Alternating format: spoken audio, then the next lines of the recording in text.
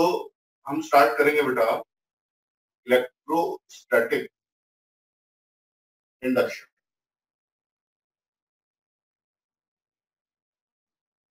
Electrostatic induction का क्या मतलब है? लेट्स से हमें कोई बॉडी दी गई, ठीक है, मान लेते हैं अभी के लिए कंडक्टिंग बॉडी है और इसकी विसिनिटी में, विसिनिटी मतलब इसके सराउंडिंग में मैं कोई और चार्ज लेकर आता। मान लें हम लोग यहाँ पे एक पॉजिटिव चार्ज जो है वो इसके पास में, ठीक है, ये पॉजिटिव चार्ज लाने से इस बॉडी पे क्या इफेक्ट पड़ेगा? इस बॉडी में अभी इलेक्ट्रॉन्स हैं, हर जगह यूनिफॉर्मली डिस्ट्रीब्यूटेड है, थ्रू आउट द बॉडी जो है वो रेंडमली हो सकता है। पॉजिटिव चार्ज लाने से कुछ इलेक्ट्रॉन जो है वो इस रीजन में ज्यादा हो जाएंगे, तो ये जो है नेगेटिव हो जाएगा, और इस रीजन में इलेक्ट्रॉन्स थोड़े डेफिशिएंट हो जाएंगे, तो हम बोलेंगे कि उधर वाला पार्ट जो है वो पॉजिटिवली चार्ज। क्या पॉइंट क्लियर है बेटा? ठीक है, तो हुआ क्या कि एक बॉडी के पास चार्ज लाने से इस बॉडी की जो चार्ज कॉन्फ़िगरेशन है वो चेंज हो गई, ठीक है। तो इलेक्ट्रोस्टैटिक इंडक्शन बेसिकली क्या है? अगर किसी बॉडी की चार्ज कॉन्फ़िगरेशन चेंज हो जाती है due to any other charge in close vicinity, तो इस फिनोमिना को हम बोलते हैं बेटा इलेक्ट्रोस्टैटिक इंडक्शन। क्या पॉइंट क्लियर है? लास्ट क्लास में जिन लोगों ने नहीं लिखी थी डेफिनेशन, आप नोट करना चाहें तो कर लीजिए।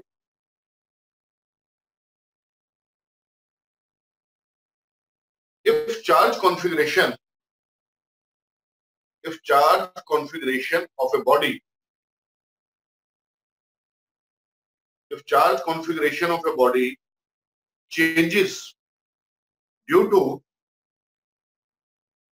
any other charge in the vicinity, the phenomena is called electrostatic induction. ये डेफिनेशन लिखने बाद आप एक फिगर जो है वो भी अपनी नोटबुक पे ड्रॉ कर लीजिए। कर लिया बेटा नोट? चलिए देखिए, इस केस में अभी मैंने कैसी बॉडी ली थी? इस केस में मैंने जो बॉडी ली थी वो एक न्यूट्रल बॉडी, जितना इधर नेगेटिव चार्ज आया उतना ही इधर पॉजिटिव चार्ज आया। क्लियर है? तो हम यहाँ पे बोल सकते हैं कि ये जो चार्ज इंड्यूस होगा ये सरफेस पे इंड्यूस होगा, तो यहाँ पे कुछ नेगेटिव जो है वो चार्ज डेंसिटी आ गई। और अगर मैं दूसरी तरफ बात करूं तो यहाँ पे हम बोल सकते हैं कि कुछ पॉजिटिव चार्ज जो है, पॉजिटिव चार्ज डेंसिटी साइड में। क्लियर? अच्छा, अब अगर हम एग्जांपल में मान लें कि पहले से जो हमें बॉडी दी गई है ये बॉडी हमारी पॉजिटिवली चार्ज, कैसी बॉडी थी बेटा? पॉजिटिवली चार्ज, पॉजिटिवली चार्ज थी, और हर जगह पे जो चार्ज है पॉजिटिव वो यूनिफॉर्मली डिस्ट्रीब्यूट, ठीक है। जैसे हमने पहले भी डिस्कस किया था बेटा, जो स्फीयर है उसका radius of curvature her point पे सेम है, और radius of curvature her point पे सेम है, तो सरफेस चार्ज डेंसिटी जो है वो भी कैसी होगी? सेम। अब अगर मैं इसकी विसिनिटी में एक पॉजिटिव चार्ज लाता हूँ तो ये पॉजिटिव इस पॉजिटिव को रिपेल करेगा। होगा क्या कि यहाँ पे चार्ज डेंसिटी मेरा रिड्यूस कर जाएगी, और इस साइड मेरी चार्ज डेंसिटी क्या हो जाएगी? इंक्रीज हो जाएगी। तो हम बोल सकते हैं कि चार्ज डेंसिटी यहाँ पे रिड्यूस हो गई और यहाँ चार्ज डेंसिटी मेरी इंक्रीज। क्या पॉइंट क्लियर है सभी को? देखिए, जब ये चार्ज नहीं था तब तक ये चार्ज यूनिफॉर्मली डिस्ट्रीब्यूटेड, और अगर मैं कहूं कि चार्ज का सेंटर कहाँ रिजाइड करता, मैं अगर मानूं कि टोटल चार्ज एक पॉइंट पे ही रिजाइड करता, तो कहाँ रिजाइड करता बेटा? वो इसके सेंटर पे रिजाइड। लेकिन इस चार्ज के आने से यहाँ पॉजिटिव चार्ज कम हो गया, उधर पॉजिटिव चार्ज जो है वो हल्का सा इंक्रीज हो गया। तो अब अगर मैं देखूं कि ये जो मेरा टोटल चार्ज है इसका सेंटर कहाँ है, तो सेंटर हल्का सा थोड़ा इस डायरेक्शन में मूव कर गया। मेरा जो चार्ज का सेंटर था, पॉजिटिव चार्ज का centre, that has moved away. किस वजह से? क्योंकि मैं यहाँ पे पॉजिटिव चार्ज लाया, इस वजह से। क्या पॉइंट क्लियर बेटा?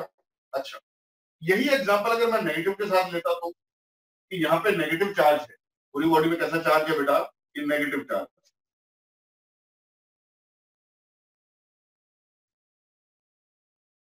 और नेगेटिव चार्ज है। अभी इसका सेंटर हम देखें तो बॉडी के सेंटर पे होगा। अब मैं इसके पास क्या करता हूँ? एक पॉजिटिव चार्ज लेके आता हूँ विसिनिटी। जैसे ही पॉजिटिव चार्ज लाऊंगा ये नेगेटिव चार्ज को अपनी तरफ अट्रैक्ट करेगा। अट्रैक्ट करेगा तो मतलब ज्यादा नेगेटिव चार्ज हो जाएगा इस साइड, और इस साइड मेरा नेगेटिव चार्ज क्या हो जाएगा? रिड्यूस हुई। तो charge density, negative charge density side increase हो जाएगी और नेगेटिव चार्ज डेंसिटी इस साइड डिक्रीज कर। तो जो मेरा सेंटर था, बेसिकली चार्ज का सेंटर वो हल्का सा इस डायरेक्शन में मूव कर गया। क्या ये पॉइंट क्लियर है बेटा? तो इसका मतलब क्या हुआ? ऐसा नहीं है कि इंडक्शन सिर्फ अनचार्ज बॉडीज में, ये वाली बॉडी भी चार्ज थी, लेकिन इसका चार्ज कॉन्फ़िगरेशन भी बदल गया जब कोई दूसरा चार्ज उसकी विसिनिटी में आया। ये वाली बॉडी भी चार्ज थी, इसका चार्ज कॉन्फ़िगरेशन भी बदल गया जब दूसरा चार्ज विसिनिटी में आया। यहाँ पे चार्जेस जब अपोजिट थे, तो जो सेंटर है चार्ज का वो थोड़ा सा बॉडी की तरफ मूव किया, और जब सेम चार्जेस थे तो सेंटर जो है वो क्या कर गया? वो अवे मूव। क्या पॉइंट क्लियर है बेटा? आप ये दोनों जो है ड्रॉ कर दीजिए।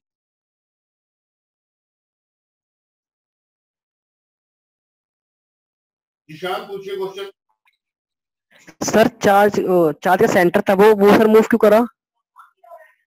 चार्ज का सेंटर आप ऐसे समझो बेटा कि यहाँ पे पूरा चार्ज पहले तो यूनिफॉर्मली डिस्ट्रीब्यूटेड था, जैसे सेंटर ऑफ मास निकालते थे आप 11th क्लास में। हेलो ईशान, आप लोग yes sir. Centre of mass निकालते थे यस 11th सर। क्लास में। सेंटर ऑफ मास निकालते थे 11th क्लास में। हाँ एक सर। तो अगर मान लो एक स्फीयर है, उस स्फीयर का यूनिफॉर्मली डिस्ट्रीब्यूटेड है हर जगह पे, मैं पूछूं कि सेंटर ऑफ मास कहाँ है, तो कहाँ पे होगा? जहां स्फीयर का सेंटर है वहीं पे उसका सेंटर ऑफ मास। अब आपने क्या किया कि सेंटर होगा उधर। स्फीयर है वो यूनिफॉर्मली डिस्ट्रीब्यूटेड नहीं है, इस साइड ज्यादा भारी है और इस साइड हल्का है। यूनिफॉर्मली डिस्ट्रीब्यूटेड नहीं है, इस साइड भारी है और इस साइड क्या है? हल्का। तो सेंटर ऑफ मास जो होता है वो किस तरफ होता है? इस तरफ ज्यादा मास। ज्यादा वजन होगा। ज्यादा मास इस साइड होगा तो मेरा सेंटर ऑफ मास यहाँ की बजाय थोड़ा सा शिफ्ट हो जाएगा। अब इस केस में क्या हुआ? चार्ज ज्यादा उधर हो, चार्ज ज्यादा उधर होने से सेंटर उस साइड मूव कर गया। इस केस में चार्ज ज्यादा इधर आ गया तो मेरा सेंटर किधर मूव हो गया? इस डायरेक्शन में। क्लियर हुआ या अभी डाउट है बेटा? नहीं सर, सर ये सेंटर ऑफ मास होता है, इस पे कोई फोर्स भी लगती है इसके चार्ज के साथ में? सेंटर ऑफ मास मैंने एक एनालॉजी दी। एनालॉजी मतलब एग्जांपल दिया है कि सेंटर ऑफ मास जैसे निकालते थे उसी तरीके से सेंटर ऑफ चार्ज भी निकाला जा सकता है। आप समझिए, अगर मान लो, चलिए मैं अब दोबारा समझिए, मान लो ये 1 कूलम चार्ज है, ये 1 कूलम चार्ज, ठीक है, ये भी 1 कूलम चार्ज है, ये 1 कूलम चार्ज। आपसे पूछा जाए इन सभी का सेंटर जो होगा, अगर मैं बोलूं ये पूरा चार्ज कौन से पॉइंट पे कॉन्सेंट्रेटेड है, तो कहां पे होगा? मिडल में। इनके मिडल। ये बात समझ में आ गई बेटा? यस जैसा सर। पहले वाले केस में था, जब तक ये नहीं था कि पूरा चार्ज ऐसे डिस्ट्रीब्यूटेड था और इन सभी का सेंटर यहाँ। अब मैंने क्या किया कि ये चार्ज जो है यहाँ से कम कर दिया, मान लो लेट से हाफ कूलम कर दिया, और यहाँ पे मैंने इंक्रीज करके 1.5। अब क्या होगा बेटा? सर राइट साइड मूव करेगा सेंटर ऑफ मास। ये सेंटर थोड़ा सा, यहाँ सेंटर ऑफ चार्ज, यस तो सर यहाँ चार्ज। चार्ज इधर मूव कर। और समझ रहे? यस सर, यस समझ गया। यही चीज यहाँ पे हुई। जैसे ही मैं इसे लाया, इसने आधा कूलम चार्ज को धक्का मार के यहाँ से यहाँ पहुंचा। जैसे ही चार्ज थोड़ा सा उधर मूव किया तो मैंने क्या कहा कि पूरे का सेंटर हमें जूम कर सकते हैं, थोड़ा सा क्या हो गया? Away move. Yes sir. क्या point clear? Yes sir, thank you sir. इसी तरह से नेगेटिव चार्ज में देख बेटा, नेगेटिव चार्ज ने उसे अपनी तरफ खींचा। अपनी तरफ नेगेटिव चार्ज खींचने का मतलब यहाँ पे 1.5 हो गया और यहाँ पे 0.5। तो अब क्या होगा? सेंटर किधर मूव करेगा?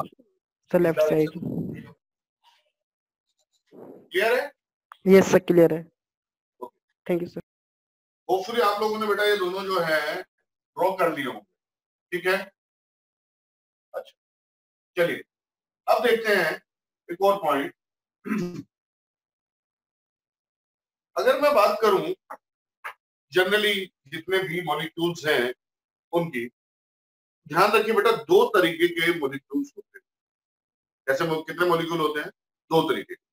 अभी जो हम डिस्कस करने जा रहे हैं बहुत ज्यादा डेप्थ में हमें उसमें भी एंटर नहीं करना है, हल्का सा यहाँ पे इंट्रोडक्शन आपको दे।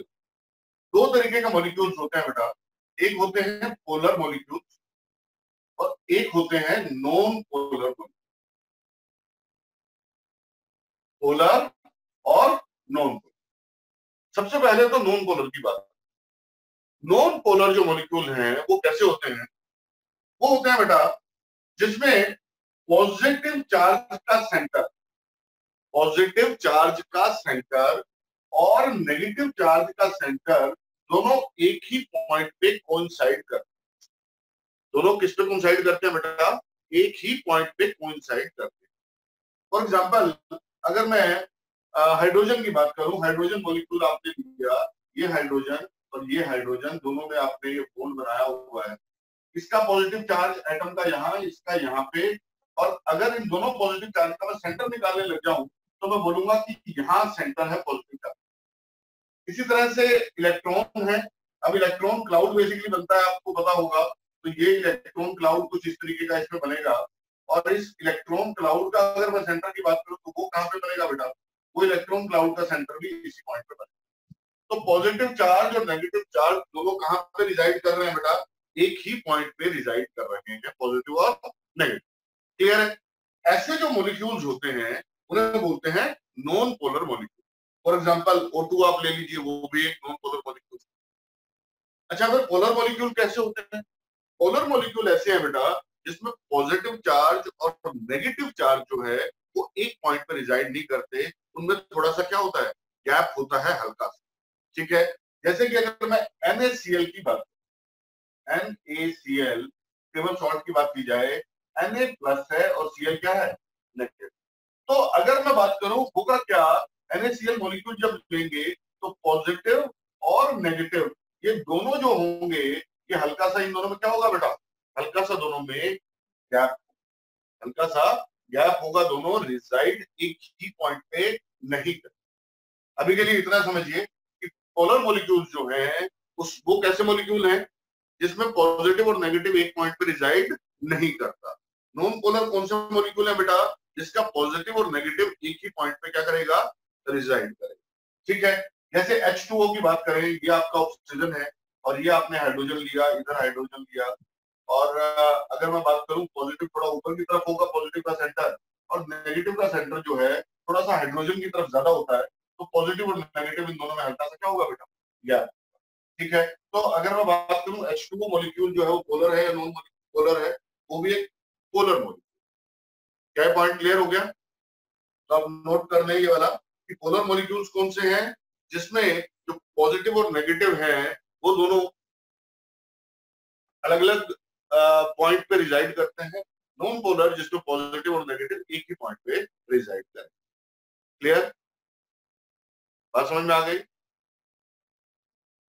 अच्छा उसके बाद एक और छोटा सा डेफिनेशन अभी हम डिस्कस कर लेते हैं, जिसको बोलते हैं बेटा electric dipole. Electric dipole, dipole मतलब जिसके दो पोल हों उसे बोलते हैं इलेक्ट्रिक डाइपोल। क्या बोलेंगे बेटा? Electric dipole.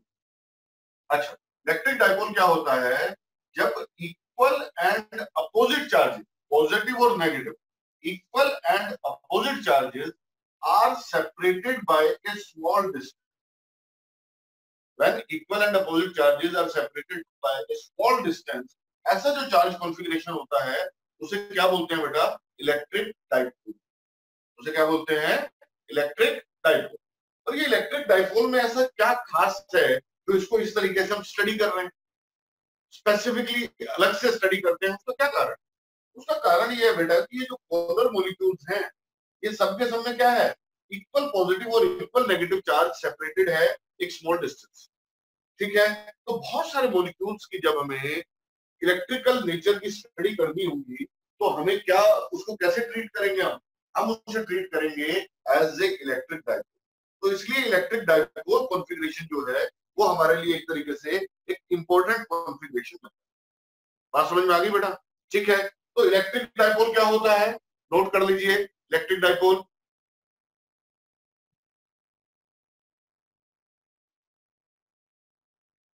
When equal and opposite charges,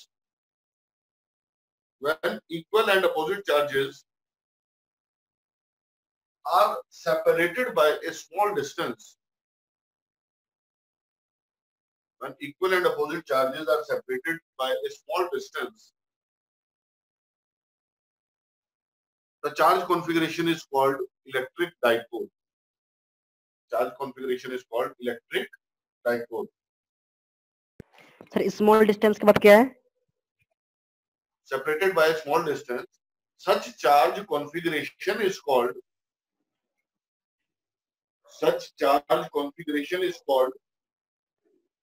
electric dipole. ठीक है, अब देखिए हम लोगों ने लिखे दो तरह के मॉलिक्यूल्स बेटा, हम लोगों ने दो तरह के मॉलिक्यूल्स लिखे। एक तो लिखा हम लोगों ने पोलर मॉलिक्यूल और दूसरा नॉन पोलर। तो ध्यान रखिए जो नॉन पोलर मॉलिक्यूल्स हैं उसमें इलेक्ट्रिक डाइपोल नहीं बनता, उसमें इलेक्ट्रिक डाइपोल नहीं बनता। ठीक है, बाय डिफॉल्ट उसमें इलेक्ट्रिक डाइपोल नहीं होता है। ठीक है, जो पोलर मॉलिक्यूल्स हैं वो बाय डिफॉल्ट उसमें क्या होता है बेटा, उसमें एक इलेक्ट्रिक डाइपोल होता है। बात समझ में आ गई? क्लियर है? चलिए अब देखिए हम फर्दर डिस्कस करते हैं कि किस तरीके से जो हमारे डाइलेक्ट्रिक मॉलिक्यूल्स हैं, चाहे वो पोलर हो नॉन पोलर हो, उसमें इंडक्शन कैसे हो। हमारा टॉपिक जो भी चल रहा है वो इंडक्शन का चल रहा है। ठीक है, सबसे पहले मैं कंसिडर करता हूं कि अगर मान लो हमें नॉन पोलर मॉलिक्यूल दिया, तो नॉन पोलर मॉलिक्यूल में ये मेरा इलेक्ट्रॉन क्लाउड है और ये मेरा बीच में न्यूक्लियस होंगे और उनका पॉजिटिव और नेगेटिव चार्ज, ये इस तरीके से पॉजिटिव नेगेटिव चार्ज का सेंटर एक ही पॉइंट पे रिजाइड करता है। अब लेट्स से मैं यहाँ पे एक पॉजिटिव चार्ज लेकर, पॉजिटिव चार्ज लाने से क्या होगा इस पॉइंट को समझते हैं। अगर मैं यहाँ पॉजिटिव चार्ज लेके आता हूँ तो ये जो मॉलिक्यूल है इसका क्या होगा कि इसका नेगेटिव चार्ज थोड़ा इधर खींचेगा, किधर खींचेगा, टुवर्ड्स द पॉजिटिव का। तो होगा क्या, ये इसकी शेप जो है बेटा वो चेंज हो जाएगी। शेप चेंज होके इलेक्ट्रॉन क्लाउड थोड़ा सा इस तरीके से हो गया कि पॉजिटिव इधर और नेगेटिव इधर। क्या ये पॉइंट क्लियर है या इसमें कोई डाउट? जब ये चार्ज नहीं था बाय डिफॉल्ट पोलर मॉलिक्यूल में पॉजिटिव और नेगेटिव दोनों एक ही जगह पर रिजाइड कर रहे थे। ये पॉजिटिव लाने से इसने नेगेटिव को अपनी तरफ खींचा। बात समझ रहे? अब नेगेटिव और पॉजिटिव सेपरेट हो गए। इसका मतलब जब मैं कोई चार्ज लाया नॉन पोलर मॉलिक्यूल के पास तो उसने उसमें इलेक्ट्रिक डाइपोल इंड्यूस कर, उसने क्या कर दिया बेटा, इलेक्ट्रिक डाइपोल इंड्यूस कर दिया। उसने नॉन पोलर मॉलिक्यूल को भी एक कैसा बना दिया, एक डाइपोल बना, एक इलेक्ट्रिक डाइपोल बना। क्या ये पॉइंट क्लियर हो गया? अब इससे पहले किसी का क्वेश्चन था, राहुल का था या किसका था, आप इस पॉइंट को समझो बेटा। अगर मैं ये पॉजिटिव चार्ज स्ट्रॉन्ग करता चला जाऊंगा तो ये इलेक्ट्रॉन, ये जो नेगेटिव चार्ज है ये इधर फर्दर इंक्रीज, मैं इसको और इंक्रीज करूंगा और फर्दर इंक्रीज। मान लेते हैं कि पॉजिटिव तो ये न्यूक्लियस है, ये कोई सॉलिड है, ये तो मूव कर नहीं सकता, ठीक है ना, लेकिन ये इलेक्ट्रॉन जो रिवॉल्व कर रहे हैं ये इधर खिसके चले गए। मैं इसको बहुत ज्यादा अगर कर दूं इसकी वैल्यू तो होगा क्या, ये इलेक्ट्रॉन या ये नेगेटिव चार्ज इधर से खिंच के टूट जाएगा। ठीक है, और उस पॉइंट पे हम बोलेंगे कि ये जो मेरा डाइलेक्ट्रिक मटेरियल था, जो ये मेरा इंसुलेटिंग मटेरियल था, इसकी ब्रेक डाउन स्ट्रेंथ जो है उससे ज्यादा हमने यहाँ पे चार्ज लगा दिया, इस वजह से ये क्या कर गया, ब्रेक। बात समझ में आ गई? तो अगर ऐसा एटम होगा और मैं यहाँ पॉजिटिव चार्ज लगाऊंगा तो इस वजह से क्या होगा, एक इलेक्ट्रिक डाइपोल इंड्यूस होगा। ठीक है, अच्छा अब मान लें कि पहले से ही वो पोलर मॉलिक्यूल होता तो, ये डायग्राम आप लोग बना रहे हैं साथ साथ बेटा, मैं बहुत ज्यादा लिखवाना नहीं चाहता क्योंकि नहीं तो फिर सारा समय लिखवाने में निकल जाएगा। आप ये साथ में डायग्राम तुरंत बना रहे हैं। और हम लोगों ने क्या डिस्कस किया, नॉन पोलर मॉलिक्यूल पे भी जब इलेक्ट्रोस्टैटिक इंडक्शन होगा तो उसमें इलेक्ट्रिक डाइपोल इंड्यूस हो जाएगा, ये पॉइंट था। ठीक है, अपने आप लिख लेंगे या मैं लिखवाऊंगा आप लोग को?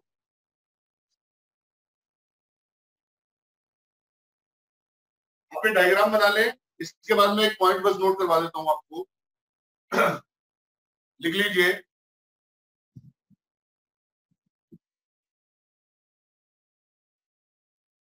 when non-polar molecule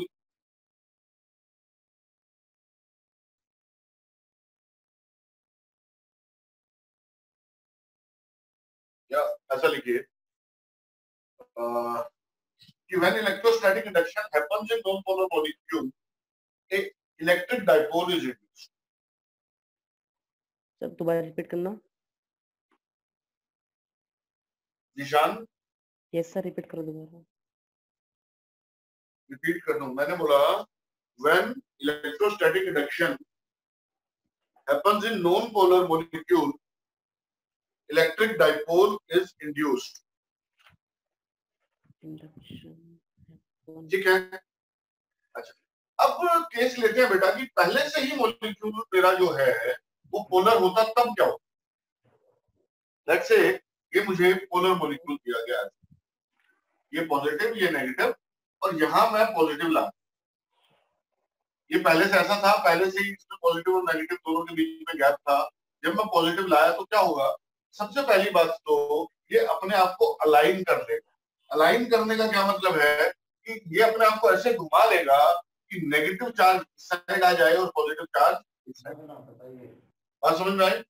तो अपने आप को ये क्या करेगा, इस पॉजिटिव चार्ज के कारण इसके साथ अलाइन करेगा।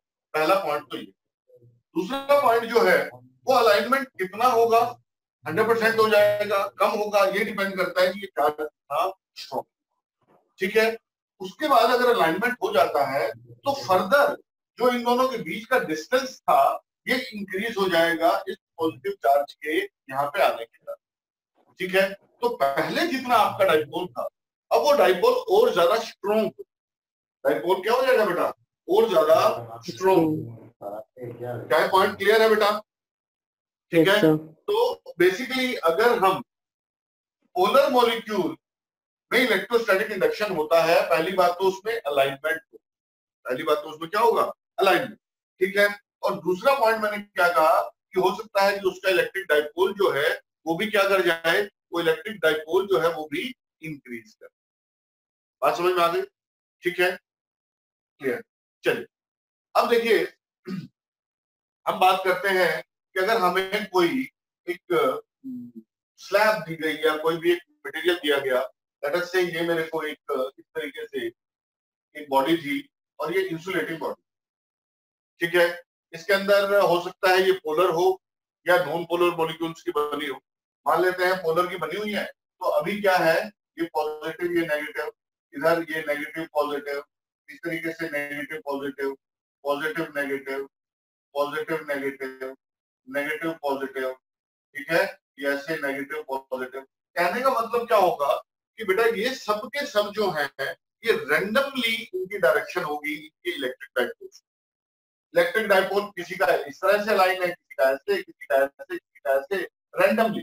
ठीक है। और नेट अगर मैं बात करूं कि किसी भी डायरेक्शन में लाइन नहीं है, हम ऐसा नहीं बोल सकते कि इधर पॉजिटिव ज्यादा है या इधर पॉजिटिव ज्यादा है या इधर पॉजिटिव ज्यादा है या इधर पॉजिटिव ज्यादा है। हर जगह पे अगर मैं बात करूं तो नेट जो हमें चार्ज मिलने वाला है वो न्यूट्रल बॉडी मिलने वाली है। ठीक है।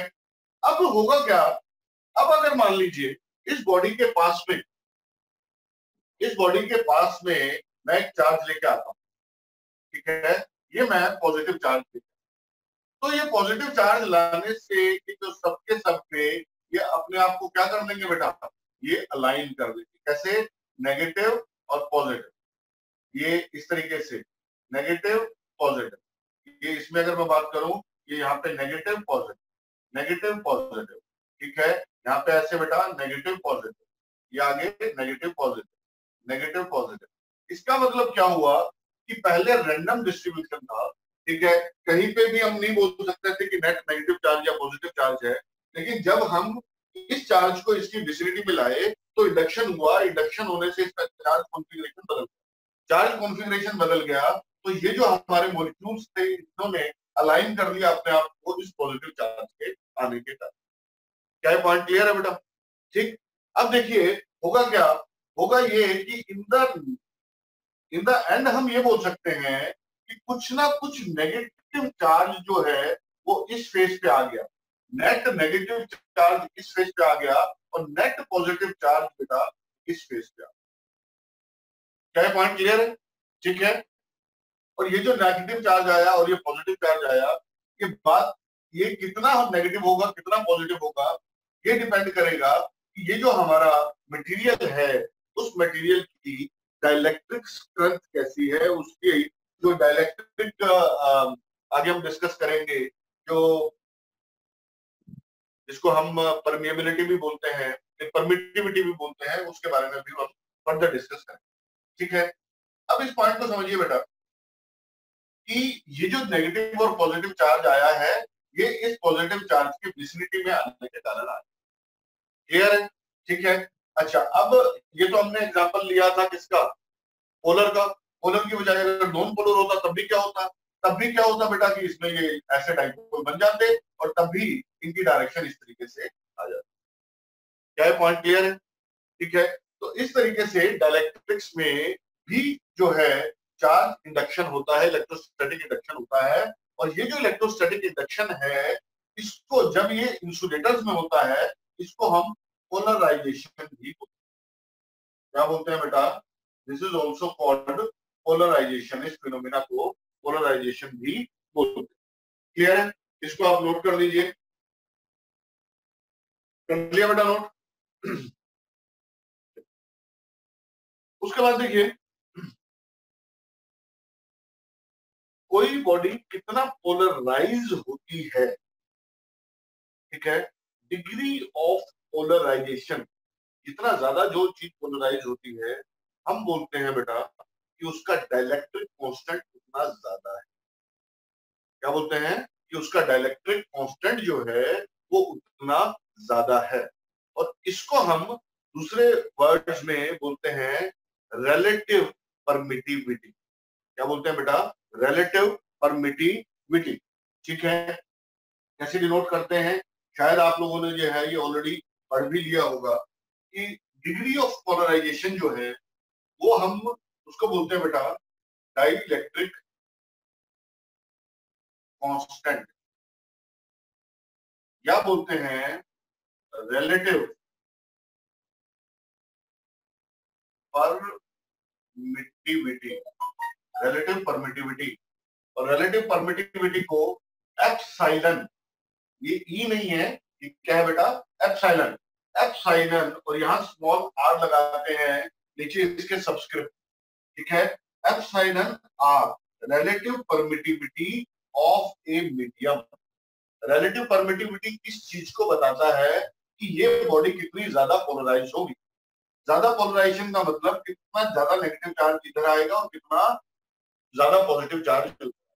ठीक है, जो बॉडी जितनी ज्यादा पोलराइज हो रही है, इसका मतलब उतना ज्यादा नेगेटिव और पॉजिटिव चार्ज यहाँ पे क्रिएट होता है। बात समझ रहे हैं बेटा? क्लियर है? तो डाइलेक्ट्रिक कांस्टेंट या रिलेटिव परमिटिविटी। ठीक है, तो ये पॉइंट नोट कर दीजिए, लिख लीजिए। Degree of polarisation, degree of polarisation is measured using dielectric constant और रिलेटिव परमिटिविटी। डाइलेक्ट्रिक कांस्टेंट और रिलेटिव परमिटिविटी। ठीक है, क्लियर बेटा? जो रिलेटिव परमिटिविटी होती है वो जितनी कम होगी, इसका मतलब पोलराइजेशन उतना कम। बात समझ में आई बेटा? ठीक है, इसके बाद देखिए, ये मैं यहां से रफ कर दे रहा हूं, आप लोगों ने नोट कर दिया होगा मोस्ट प्रोबेबली। अगर मैं यहाँ पे लेट से क्यू चार्ज लेके आता, कितना चार्ज लेके आता हूँ बेटा? क्यू। तो इस साइड ये मैक्सिमम जो चार्ज इंड्यूस हो सकता है इस साइड, वो कितना हो सकता है? ये पॉजिटिव चार्ज जो है यहाँ पे मैक्सिमम जो चार्ज इंड्यूस कर सकता है, ध्यान रखिए, वो माइनस क्यू के इक्वल हो सकता है। ऐसा नहीं है कि यहाँ हमने क्यू लाए और यहाँ -10 चार्ज जो है वो आपका इंड्यूस। जितना हम चार्ज लाते हैं, जितना हम चार्ज उसकी विसिनिटी में लाते हैं, उतना ही मैक्सिमम चार्ज को इंड्यूस कर सकता है, उससे ज्यादा इंड्यूस नहीं कर सकता। क्या ये पॉइंट क्लियर है? तो जो चार्ज इंड्यूस होगा उसकी मैक्सिमम वैल्यू कितनी होगी बेटा? 0 से लेके -q के बीच में होगी। ठीक है, 0 से लेके -q के बीच। अगर आप इसे नोट करना चाहें, ऐसा लिख सकते हैं कि जो Q इंड्यूस होता है that is equal to minus Q into 1 minus 1 divided by epsilon. ये आप नोट कर, ठीक है। क्यू इंड्यूस जो होता है वो किसके बराबर होता है, minus Q into 1 minus 1 divided by epsilon. Epsilon R यहाँ पे क्या है, हमें हमने अभी बात की, वो है relative permittivity. Okay, relative permittivity की मिनिमम वैल्यू कितनी हो सकती है, ध्यान रखिए, रिलेटिव परमिटिविटी का जो मिनिमम वैल्यू है, मिनिमम वैल्यू कि भैया जीरो पोलराइजेशन है, बिल्कुल पोलराइजेशन नहीं हो रहा, वो वैल्यू होती है 1। वो वैल्यू कितनी होती है, 1। इसका मतलब अगर कोई ऐसा मटेरियल होगा जिसका रिलेटिव परमिटिविटी 1 है, इसका मतलब वहां पे ना तो कोई नेगेटिव चार्ज आएगा और ना ही इधर कोई पॉजिटिव चार्ज। तो ऐसा किसमें हो सकता है बेटा कि बिल्कुल ही इंडक्शन नहीं हो, ऐसा किसमें हो सकता है, कौन सा ऐसा मटेरियल है, तो ऐसा मटेरियल बेटा वैक्यूम की बेसिकली हम बात, फ्री स्पेस की बात, ठीक है ना, फ्री स्पेस।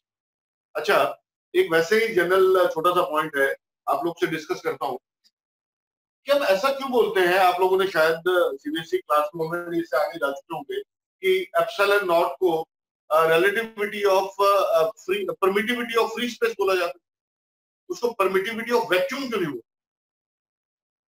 देखिए बहुत पहले जो है एक साइंटिस्ट थे हाइगन, उन्होंने एक थ्योरी दी थी कि लाइट जो है वो ट्रेवल करती है एज वेव्स, मैकेनिकल वेव्स।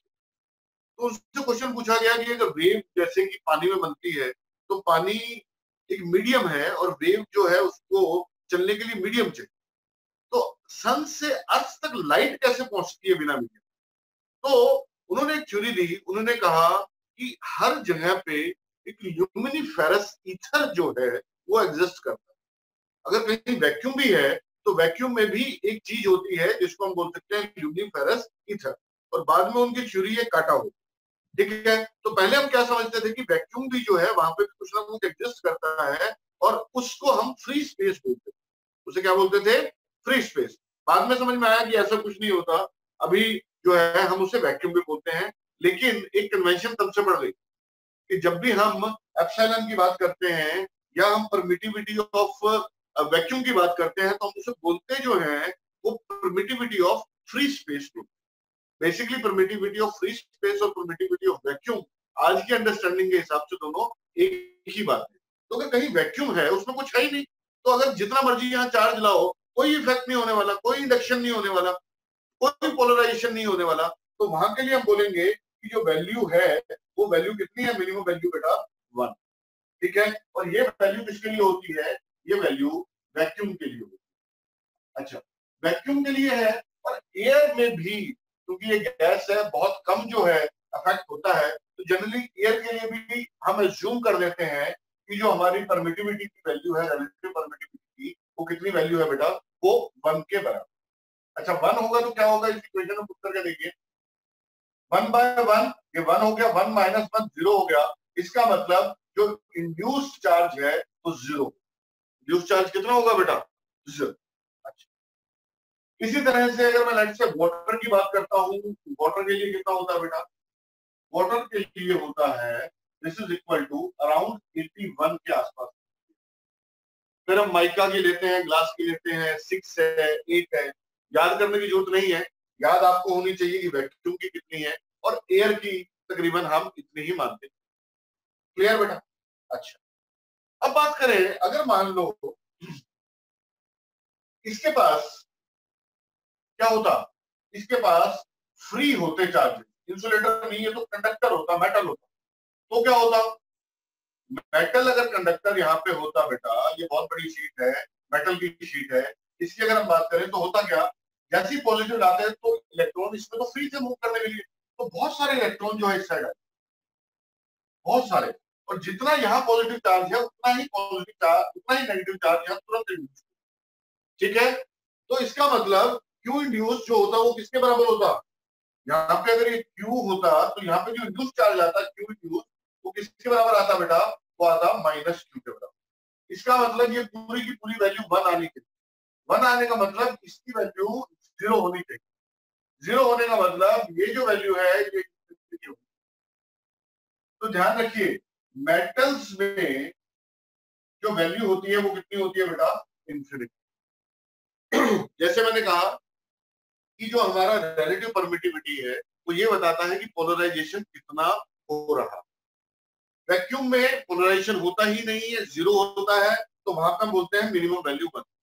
जितना ज्यादा पोलराइजेशन होगा या जितना ज्यादा इंडक्शन का इफेक्ट होगा उतनी ज्यादा हम बोलेंगे कि वैल्यू इसकी इंक्रीज होती चली जाएगी। और मेटल्स जो होते हैं उसमें तो बिल्कुल इलेक्ट्रॉन फ्री है, तो वो तो 100% एक तरीके से बोल सकते हैं पोलराइज हो गया, तो वहां पे जो वैल्यू होगी वो कितनी होगी बेटा, इन्फिनिटी। बात समझ में आ गई? ठीक है, तो ये सब चीजें जो है आप नोट कर लें। सबसे पहले रिलेटिव परमिटिविटी कितनी कितनी है, पहला पॉइंट। और दूसरा जो इंड्यूस्ड चार्ज है वो कितना होता है ये आप नोट कर लीजिए। कितना होता है बेटा, 1 माइनस 1 डिवाइडेड बाय। इतना हमने डिस्कस किया। इसमें किसी का अगर कोई क्वेश्चन है तो प्लीज रेज योर हैंड। अब हम बात करते हैं बेटा, नेक्स्ट छोटा सा टॉपिक है जिसको बोलते हैं इलेक्ट्रोस्कोप। इलेक्ट्रोस्कोप क्या है बेटा, इलेक्ट्रोस्कोप जो है एशियन टाइम्स में बहुत पहले कभी यूज होता था और वो चार्ज को डिटेक्ट करने की यूज।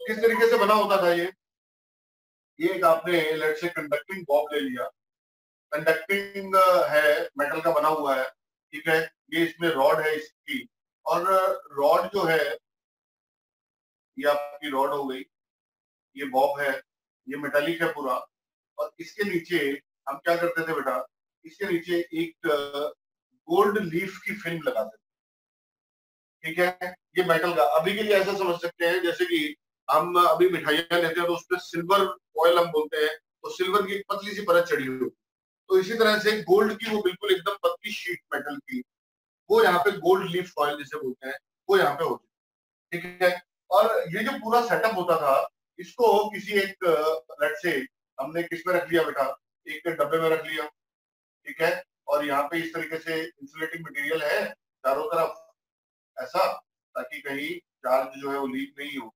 और इस पूरे को हमने किस में रख लिया, एक डब्बे में रख लिया, मेटल का है। और मेटल का इसलिए रखा है, सॉरी ग्लास का है, ताकि बाहर से देख पाए। और डब्बा बनाया किस लिए, ऐसा नहीं हो कि हवा से ही जो है वो मूव करते रहे और हम जो देखना चाह रहे हैं वो नहीं देख पाए। अब इसमें अभी कंडक्टर में कोई चार्ज नहीं है, लीव्स पे कोई चार्ज नहीं है, तो ये दोनों जो है ड्यू टू ग्रेविटी नीचे ऐसे स्ट्रेट जो है दोनों लीव्स हैंग करते रहे, ठीक है। लेट से इसके पास में कोई बॉडी लेके आता हूँ ऐसा, ठीक है। पहले तो इसके पास कोई भी चार्ज ले लेते हैं, लेट से अभी के लिए हमने जूम कर लिया कि इसके पास नेगेटिव चार्ज।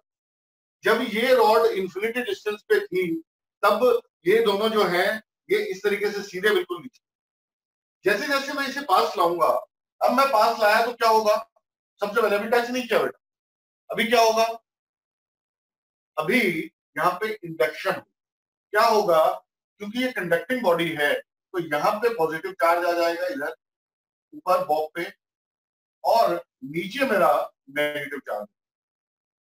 तो दोनों लिप्स में नेगेटिव चार्ज आया तो दोनों एक दूसरे, ये दोनों क्या कर जाएंगी बेटा, डाइवर्ज कर जाएंगी, इनका शेप हल्का सा ऐसे बदल जाए, इधर भी नेगेटिव इधर भी नेगेटिव, एक दूसरे को रिपेल करेंगे, रिपेल करके क्या हो जाएंगी, डाइवर्ज, ठीक है। अब लेट से मैं लेके आता हूं इसे और इसको टच करवा, टच करवाते ही क्या होगा, ये जो इंडक्शन है ये खत्म हो जाएगा और उसमें फिर कंडक्शन के कारण पूरे में नेगेटिव चार्ज आ जाएगा। जब हम इसे क्या करवा देंगे, टच करवा देंगे, तो पूरी बॉडी में नेगेटिव चार्ज आ जाएगा, तो फिर दोबारा से क्या हो जाएंगी, ये दोनों डाइवर्ज। तो 2 बार डाइवर्जन हुआ जब हम इसको पास ला रहे हैं, तो जब एकदम पास पहुंचेगा उस समय पे इंडक्शन के कारण डाइवर्जन होगा, और बाद में जब टच कर देंगे तो ये भी बॉडी कंडक्टिंग है, ये भी मैंने बोला था कंडक्टिंग बॉब है हमारा, तो इसमें ड्यू टू कंडक्शन फिर ये चार्ज हो जाएगा और फिर चार्ज होकर फिर दोबारा स्टेट है।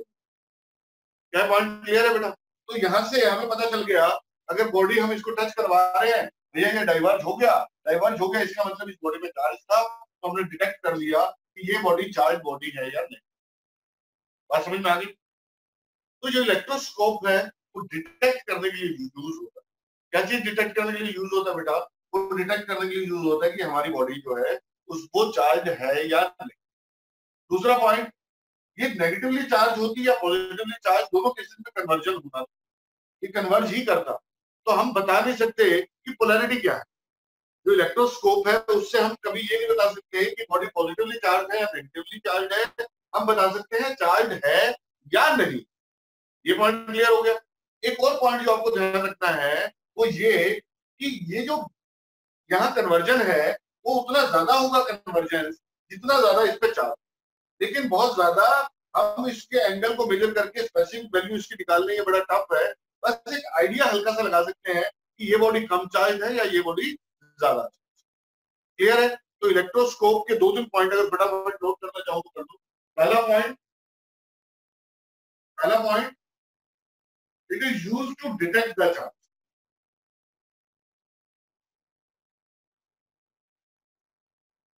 It is used to detect the charge.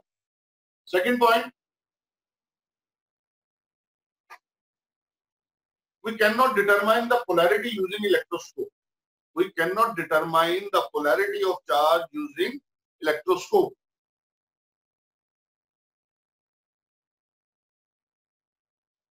Third point लिखिए। तीसरा पॉइंट क्या है? थर्ड पॉइंट है we can get idea about we can get idea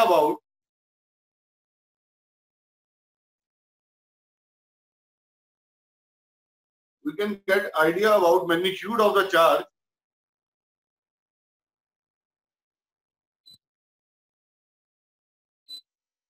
we can get idea about magnitude of the charge by measuring the angle of convergence. Convergence नहीं बेटा, divergence, sorry मैंने कई बार बीच में यूज कर दिया कन्वर्जेंस। कन्वर्ज तो होता है जब आस में आएंगे, डाइवर्ज करेंगे ये, है ना? तो कन्वर्जेंस नहीं, by measuring angle of divergence. Clear है? तो ये आपका इलेक्ट्रोस्कोप है बेटा, डिटेक्ट करने के लिए यूज होता है किसको? चार्ज को डिटेक्ट करने। चलिए, अभी हम लोगों ने कहा था, या जो लास्ट लेक्चर था, कि पॉजिटिव जो है एक दूसरे को रिपेल करते हैं, पॉजिटिव नेगेटिव एक दूसरे को अट्रैक्ट करते हैं। कितना अट्रैक्ट करते हैं, कितना रिपेल करते हैं, ये हमें किससे पता चला बेटा? कूलम्स लॉ से पता चला। Coulomb's law. तो कूलम लॉ क्या कहता है? मान लीजिए आपको दो चार्ज दिए गए, पहला चार्ज है Q1, दूसरा चार्ज है Q2, दोनों पॉइंट चार्जेस हैं, and both are separated by a small distance. ठीक है? तो कूलम लॉ क्या कहता है कि ये जो फोर्स दोनों के बीच में होगा, it will be directly proportional to the charges and inversely proportional to the square of the distance. तो जो फोर्स है it is directly proportional to Q1 Q2 divided by R square. ये हमारा फोर्स होगा जो दोनों के बीच में लगे। और मैं इसको ऐसा लिख सकता हूं, F is equal to K into Q1 Q2 divided by R square. और यहाँ पे K जो है दैट इज प्रोपोर्शनैलिटी कांस्टेंट। ये क्या है बेटा? Proportionality constant. ठीक है? ये जो प्रोपोर्शनैलिटी केस कांस्टेंट है K, ये किस पे डिपेंड करता है? It depends upon polarisation of medium. या अभी के लिए सिर्फ इतना ही लिखते हैं कि इट डिपेंड्स ऑन मीडियम। ठीक है? It depends on medium. Clear है? नोट कर लो इसे, और अगर नोट कर रखा है पहले से तो फिर रहने दो।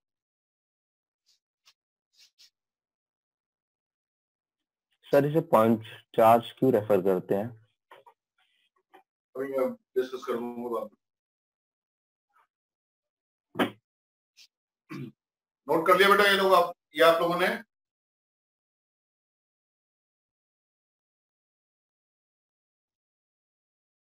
चलिए, तो सबसे पहला जो मैंने कहा कि यहाँ पे जो K है वो किस बात पे डिपेंड करता है?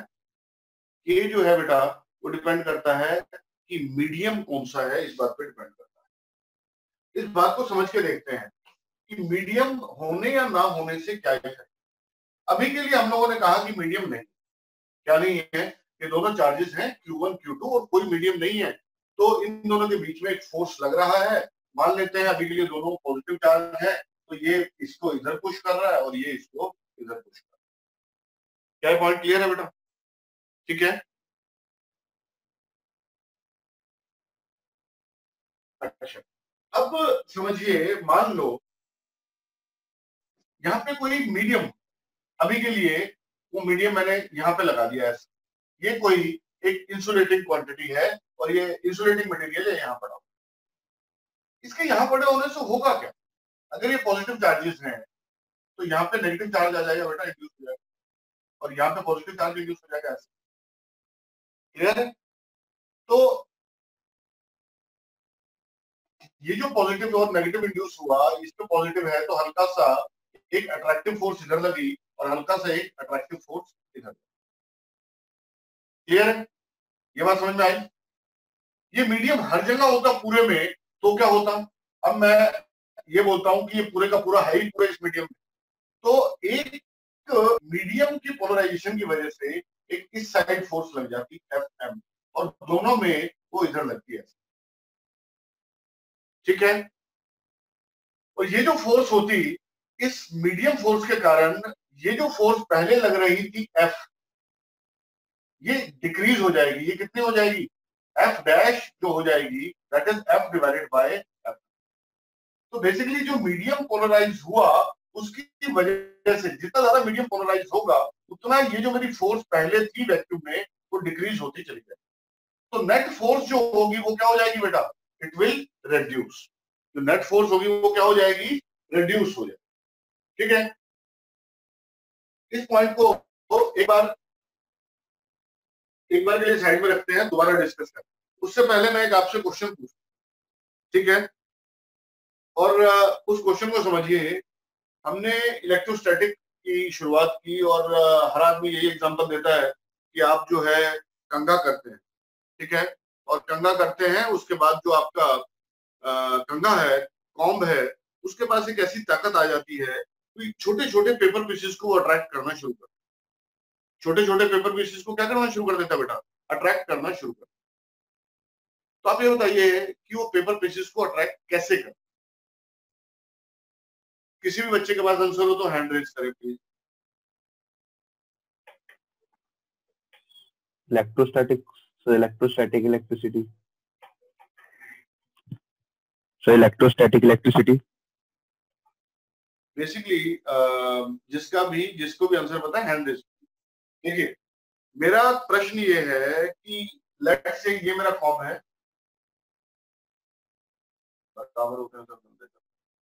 मान लेते हैं इसके पास पॉजिटिव या नेगेटिव जो भी चार्ज है, मान लो नेगेटिव चार्ज, इसके पास क्या है? ये नेगेटिव। और ये मेरे पेपर के छोटे छोटे,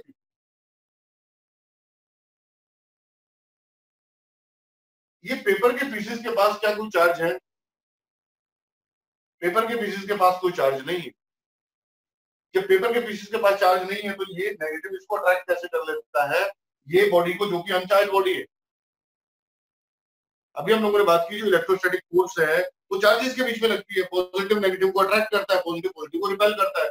मेरा क्वेश्चन ये है कि ये जो पेपर पीसेस हैं ये कैसे अट्रैक्ट हो जाते हैं जबकि इनके पास चार्ज नहीं है?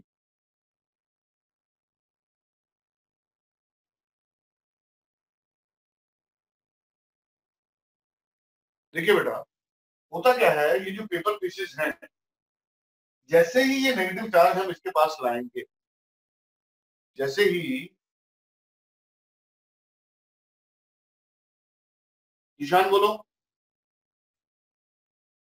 हेलो अब बोलो ईशान। सर, जब कॉम को हम के पास लेके आएंगे तो उसके जो चार्जेस होंगे ना कॉम पे, जब कॉम पे चार्ज होगा ना, चार्ज वो ट्रांसफर हो जाएगा पेज के अंदर, पेपर में, जिससे plus negative positive charge appear होंगे। हेलो, चार्ज ट्रांसफर नहीं बोलेंगे बेटा, उसे इंड्यूस बोलेंगे सर। इंड्यूस हो जाएंगे सर। इंड्यूस जब कॉम को लेके आएंगे हम पेपर के पास में तो जो उस पर नेगेटिव, हाँ, इंड्यूस हो जाएंगे सर चार्ज। हाँ, इंड्यूस को। Yes sir. देखिए इस बात को समझिए बेटा कि जब हम, एक सेकंड रुको, क्या होगा,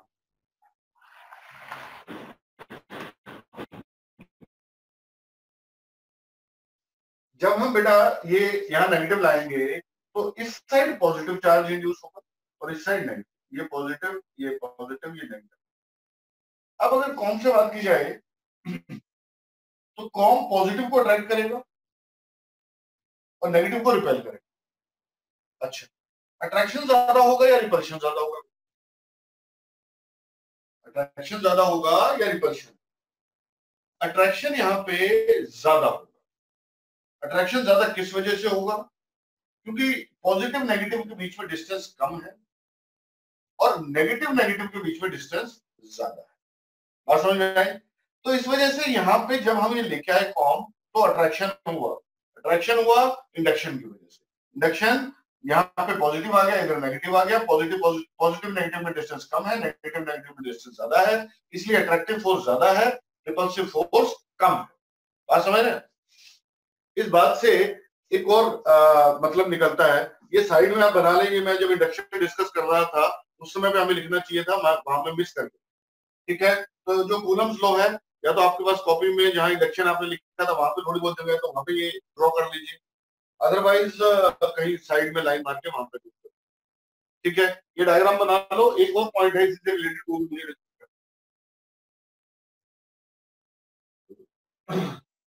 राहुल तुम्हारा कुछ क्वेश्चन था क्या? सर सर जब लोग ये आपस में कॉम और पेपर कांटेक्ट में आते हैं तो ये डिस्चार्ज नहीं होते सर? कॉम और पेपर जब से कांटेक्ट में आएंगे तो ये एक दूसरे को डिस्चार्ज नहीं करेंगे? इंसुलेटिंग है सर। डिस्चार्ज इंसुलेटिंग है बेटा, वो डिफ्यूज कंडक्टर होते तो एक दूसरे का चार्ज डिफ्यूज करते हैं। इंसुलेटिंग नहीं करेंगे सर? जनरल आपका कॉम तो इंसुलेटिंग है ना? Yes sir. तुम बात करोगे अगर कंडक्टिंग बॉडी होती तो क्या होता? कंडक्टिंग बॉडी होती और मूव कर सकती तो ये मूव करके यहाँ पे आ जाती, और इसको जब टच करती yes, तो वो सेम चार्ज उस बॉडी में आ जाता, तो हो सकता है वो उसको रिपेल कर जाती। Okay sir. है ना? Yes sir, okay. ये आप लोगों ने नोट कर लिया। तो एक और छोटा सा पॉइंट जो है वो मैं लिखवाना चाहता हूं कि अगर मान लो आपको दिया गया कि 3 बॉडीज हैं, ठीक है, देखिए एक बॉडी है ए, दूसरी बॉडी है बी, तीसरी बॉडी है सी। ठीक है, ए और बी एक दूसरे को रिपेल करते हैं, ए और बी एक दूसरे को क्या करते हैं बेटा? रिपेल। और बी और सी एक दूसरे को अट्रैक्ट करते हैं। ठीक है, मान लो हमें पता है कि ए के पास पॉजिटिव चार्ज,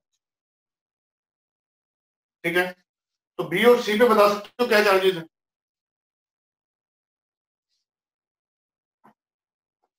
ए और बी दोनों रिपेल करते हैं, बी और सी अट्रैक्ट करते हैं। ए पे पॉजिटिव चार्ज, सर बी के पास पॉजिटिव होगा और सी के पास नेगेटिव। एक सेकंड बेटा, एक बच्चे का और था, रॉबिन तुम आंसर देना चाह रहे थे इसका? सर बी, सर बी का पॉजिटिव हो जाएगा और सी का नेगेटिव हो जाएगा। बी का पॉजिटिव, ध्यान रखिए सी का मैं चार्ज यहाँ पे नहीं बता सकता। किस वजह से नहीं बता सकता? हो सकता है बी और सी इंडक्शन की वजह से एक दूसरे को अट्रैक्ट कर, जैसे अभी मैंने कॉम और पेपर का एग्जांपल लिया। इस बात को समझिए कि अगर हमें क्वेश्चन में दिया होता बेटा पॉइंट चार्जेस, क्या दिया होता? पॉइंट चार्जेस, तो पॉइंट चार्जेस में इंडक्शन नहीं होता, तो उस केस में हम बोल सकते थे कि सी जो होगा वो क्या होगा? वो नेगेटिवली चार्ज। लेकिन अगर हमें सीधा दे दिया बॉडीज हैं ए बी सी, तो पॉइंट बॉडी है नहीं है मुझे नहीं पता, तो वहां पे जो अट्रैक्शन हो सकता है वो इंडक्शन के कारण भी हो सकता है। तो उस केस में सी या तो अनचार्ज होगा या सी नेगेटिवली चार्ज। कभी भी जब बॉडीज पे चार्ज निकालना है तो ध्यान रखिए, रिपल्शन अगर हो रहा है इसका तो पक्का मतलब है कि दोनों बॉडी चार्ज। अट्रैक्शन अगर हो रहा है तो जरूरी नहीं है कि दोनों बॉडी चार्ज होंगी। क्या इस पॉइंट को समझे? ये क्यों एग्जांपल लिया मैंने? मेरा कहने का बेटा यहाँ ये मतलब था कि अगर रिपल्शन है तो डेफिनेटली दोनों बॉडी चार्ज है और दोनों में सेम चार्ज है। लेकिन अगर अट्रैक्शन है तो जरूरी नहीं है कि दोनों बॉडी चार्ज है। अट्रैक्शन अनचार्ज और चार्ज बॉडी के बीच में भी हो सकता है अगर इंडक्शन हो गया तो। क्लियर है? तो एक पॉइंट जो आपको नोट करना है वो ये करना है बेटा कि repulsion is the true test of charge on the body. Point note कर लीजिए। ये यहाँ पे आपने वो कॉम्ब और पेपर बनाए होंगे ना, जहां कॉम्ब और पेपर बनाए होंगे वहां पे ये वाला पॉइंट भी नोट कर लीजिए कि repulsion, electrostatic repulsion is the true test of charges on the body. Attraction जो है वो फॉल्स रिजल्ट भी दे सकता है। क्यों दे सकता है फॉल्स रिजल्ट? किस वजह से बेटा? वो दे सकता है बिकॉज ऑफ इलेक्ट्रोस्टैटिक इंडक्शन। चलिए, ये वाला पॉइंट बीच में मैं मिस कर गया था, इंडक्शन जब हमें डिस्कस किया था उस समय पे। हम वापस अब अपने कूलम्स लॉ पे आते हैं। तो कूलम लॉ हम लोगों ने लिख लिया कि फोर्स कितनी होती है, ठीक है ना। और अब हम बात कर रहे थे ये फोर्स जो है ये मीडियम पे कैसे डिपेंड करता है। तो मैंने बोला कि दो चार्जेस अभी के लिए चलो सेम ले लेते हैं, ये भी क्यू और ये भी क्यू, दोनों सेम चार्ज और दोनों में बीच में कोई मीडियम नहीं है। तो यहाँ पे एक रिपल्सिव फोर्स लग रहा था F। अब बेटा अगर मैं कोई मीडियम लाऊंगा तो मीडियम लाने से पोलराइजेशन होगा, इंडक्शन होगा, और वो पोलराइजेशन और इंडक्शन होने से एक नेट फोर्स लगेगी मीडियम के कारण, जिसको मैंने नाम दे दिया Fm। मैंने क्या नाम दे दिया बेटा? Fm जो है वो नाम दे दिया। ये Fm जो ये है ये कौन सी फोर्स है? ये फोर्स है due to polarisation of the medium. तो पोलराइजेशन ऑफ द मीडियम होने के कारण क्या हुआ कि जो नेट फोर्स थी, जो पहले F थी, अब वो रिड्यूस हो गई, वो बन गई F डैश। F डैश कितना हो जाएगा? F minus F। क्लियर है? तो जितना ज्यादा पोलराइजेशन होगा, जितना ज्यादा पोलराइजेशन होगा, जो फोर्स लगेगी नेट फोर्स वो उतनी ही क्या हो जाएगी? रिड्यूस।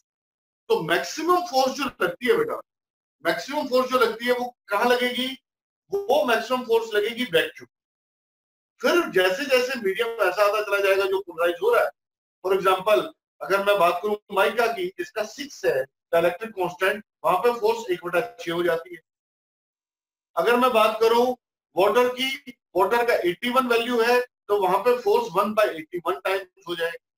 अगर मैं मेटल की बात करूं वहां फोर्स कितनी होगी? वहां 1/∞ मतलब 0 हो जाएगी। Are you getting my point? तो जितना ज्यादा पोलराइजेशन फोर्स इतनी ही कम होती है, ठीक है।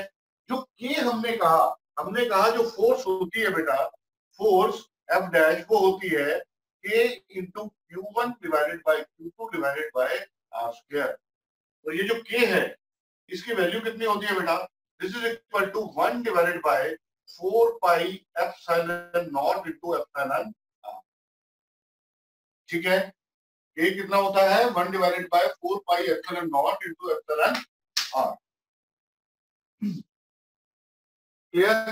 देखिए अगर मैं वैक्यूम में लूंगा तो एप्सिलॉन R कितना होता है? 1 होता है, वहां छोड़ दीजिए। अगर मैं वाटर की बात करूंगा तो वहां पे 81 होगा, मेटल की बात करूंगा तो इंफिनिटी होगा। इंफिनिटी 1 डिवाइडेड में मतलब ये वैल्यू 0। क्लियर है? बात समझ में आ गई बेटा? ठीक है, आप इसको ऐसा भी समझ सकते हैं कि जो फोर्स लगती है लेट अस से वैक्यूम में फोर्स कितनी लगती? वैक्यूम में फोर्स लगती 1 divided bye 4 pi epsilon naught into Q1 divided by Q2 divided by R। और किसी मीडियम में जो फोर्स लगती है वो कितनी लगती? 1 divided bye 4 pi epsilon naught into epsilon R। तो हम यहाँ पे ये बोल सकते हैं फोर्स इन ए मीडियम जो होती है that is equal to force in vacuum divided by epsilon R, या आप ऐसे नोट कर सकते। क्लियर है? इतना नोट कीजिए, फिर आगे डिस्कस करते हैं बेटा।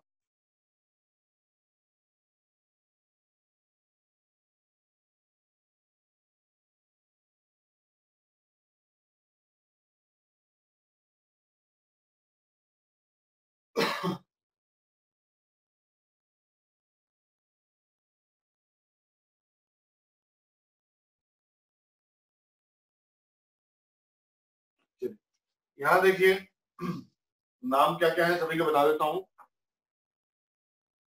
एप्सिलॉन नॉट को बोलते हैं बेटा permittivity of free space, permittivity of free space, ठीक है। एप्सिलॉन आर को बोलते हैं relative permittivity of medium, relative permittivity of medium. Generally हम लिखते हैं epsilon is equal to epsilon naught into epsilon R. तो यहां हम लोगों ने लिखा ना epsilon naught into epsilon R, इसकी वजह सिंपल हम एप्सिलॉन भी लिख सकते थे। इसको हम बोलते हैं absolute permittivity, absolute permittivity of medium.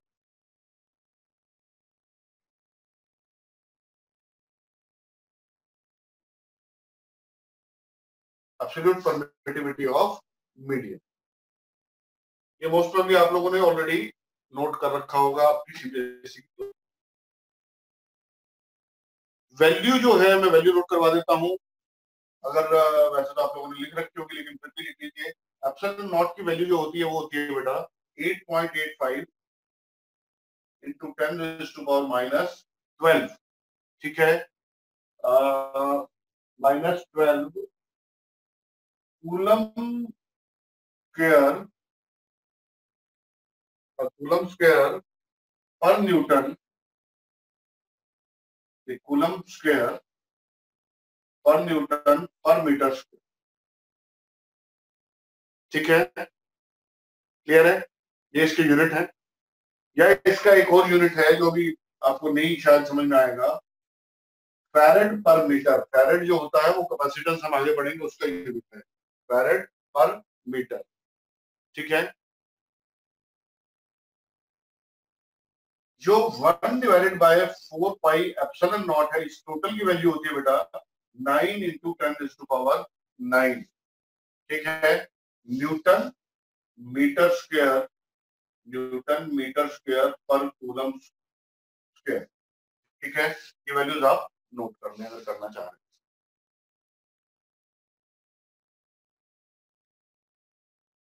कोई डाउट या क्लियर है? एक तो पॉइंट्स जो हैं वो इस फोर्स के बारे में आप नोट कर लीजिए बेटा। हम लोगों ने 11th क्लास में पढ़ा था कि कौन कौन सी फंडामेंटल फोर्सेस होती है। तो 4 फंडामेंटल फोर्स हैं, ग्रेविटेशनल है, इलेक्ट्रोस्टैटिक है, weak and strong nuclear forces. तो ये जो फोर्स है ये कैसी फोर्स है बेटा? This is fundamental force. ये कैसी फोर्स है बेटा? फंडामेंटल। पहला पॉइंट ये है, नोट कर। सेकंड, ये जो फोर्स है ये कंजर्वेटिव है नेचर में। क्या है बेटा? कंजर्वेटिव। कंजर्वेटिव फोर्सेस कौन सी होती हैं? तो जब भी वर्क करती हैं तो पोटेंशियल एनर्जी को बदलती है। जैसे ग्रेविटेशनल फोर्स वर्क करती है तो वो ग्रेविटेशनल पोटेंशियल एनर्जी को चेंज करती है। इसी तरह से जब भी इलेक्ट्रोस्टैटिक फोर्स वर्क करेगी तो वो इलेक्ट्रोस्टैटिक पोटेंशियल एनर्जी को चेंज करती है, ठीक है। तो ये जो फोर्स है ये कैसी है? ये कंजर्वेटिव इन नेचर। फोर्स कैसी है बेटा? Conservative in nature. तीसरा, ये जो फोर्स है, अगर मान लीजिए ये मेरा चार्ज है Q1, ये मेरा चार्ज है बेटा Q2। अगर हमें बोला गया Q2 Q1 पे फोर्स लगाता है F, तो Q1 F2 पे Q2 पे कितनी फोर्स लगाएगा? ध्यान रखिए ये न्यूटन थर्ड लॉ को फॉलो करती है। अगर A B पे जितनी फोर्स लगाता है B A पे भी उतनी फोर्स लगाता है, लेकिन कौन सी डायरेक्शन में? Opposite direction. तो अगर ये फोर्स है मेरी F on 1 ड्यू टू 2 और ये मेरी फोर्स है F2 ड्यू टू 1, तो हम यहाँ पे बोल सकते हैं कि F21 और F12 दोनों मैग्नीट्यूड में बराबर होंगे, लेकिन डायरेक्शन अपोजिट है, तो वेक्टर में डायरेक्शन कहां से चेंज हो जाती है, नेगेटिव साइन। तो यहाँ पे बोल सकते हैं F21 is equal to minus F12। इसका मतलब ये क्या करती है बेटा, फॉलोज न्यूटन्स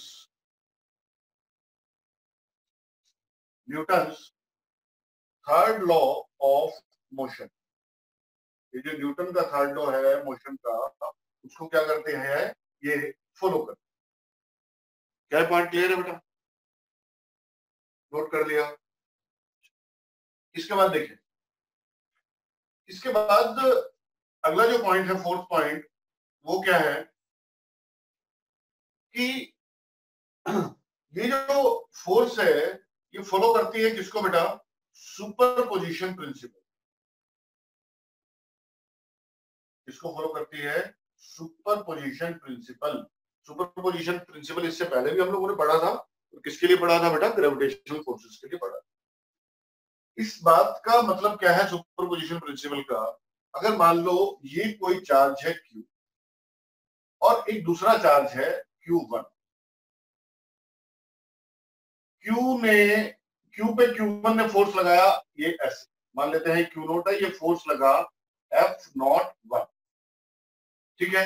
अब मैं दूसरा चार्ज लेके आता हूं, ये फोर्स अभी नहीं था, ये चार्ज, ये Q0 है, ये Q1 है, ये दोनों के बीच में फोर्स लग रही है F01।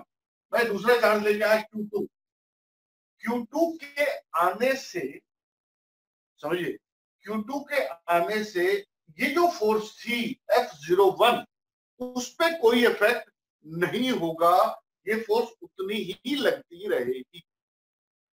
बात समझ में आया? ड्यू टू प्रेजेंस और absence of any other charge in surrounding, the force between two charges doesn't change. ये रहे ना रहे कोई फर्क नहीं पड़ता, Q0 और Q1 के बीच में F01 फोर्स लग रही थी, अब भी उतनी ही लगेगी, वही सेम मैग्नीट्यूड की लगेगी। Q2 के आने से हुआ क्या, Q2 के आने से एक और फोर्स लगनी शुरू हो गई इस डायरेक्शन में, जिसका नाम है F02, ठीक है। और अब अगर कोई पूछे Q0 पे नेट फोर्स कितनी लग रही है, तो दोनों को वेक्टोरियली ऐड कर दो। फोर्सेस को ऐड करना है तो कैसे ऐड करते हैं, वेक्टोरियल। तो सुपरपोजिशन प्रिंसिपल जो है उसको दो तरीके से समझ सकते हैं।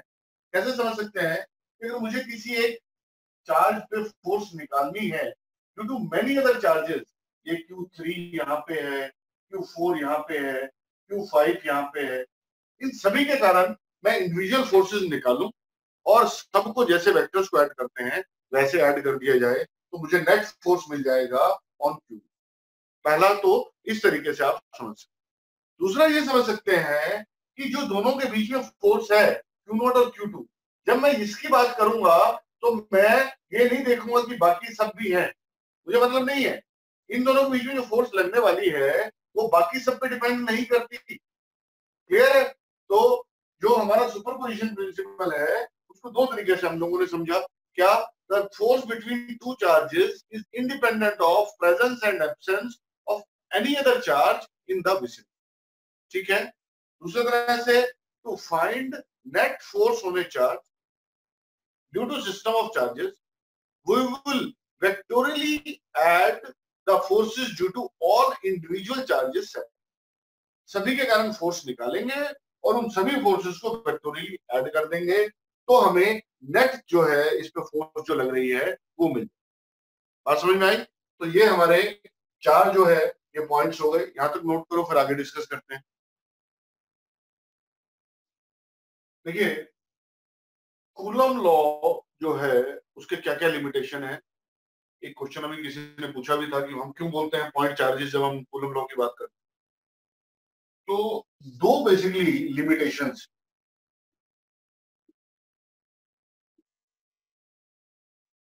पहला लिमिटेशन है it is applicable only to the point charges. ये सिर्फ किस पे एप्लीकेबल है बेटा, पॉइंट चार्जेस। पॉइंट चार्जेस पे एप्लीकेबल क्यों है सिर्फ, क्योंकि पॉइंट चार्जेस में हम लोग डिस्कस कर चुके हैं इंडक्शन का इफेक्ट नहीं। पॉइंट चार्जेस में किसका इफेक्ट नहीं होता बेटा? इंडक्शन का इफेक्ट नहीं होता।